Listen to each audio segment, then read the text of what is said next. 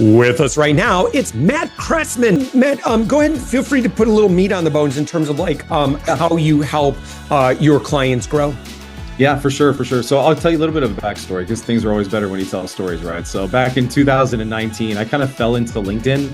At the time, I just came out of a 3-year transition from what I was doing, which was leading an international nonprofit. So I've lived in 3 different countries. I've helped local leaders in all over Latin America and India. I started an orphanage in India in 2012 in memory of my daughter who passed away. So we can talk about hardships in life for sure and growing through those.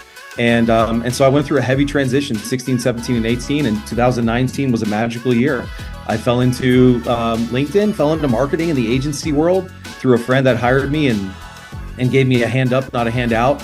And in 2019, I felt compelled to do 2 things, one of which we're doing right now, start a podcast, and number 2, go all in on LinkedIn. And so I use LinkedIn as a platform to start conversations with people, to get them on my podcast, and also to see if there's an opportunity for us to add value to each other. And so when I started doing that, LinkedIn became this doorway to incredible opportunities and relationships all over the world.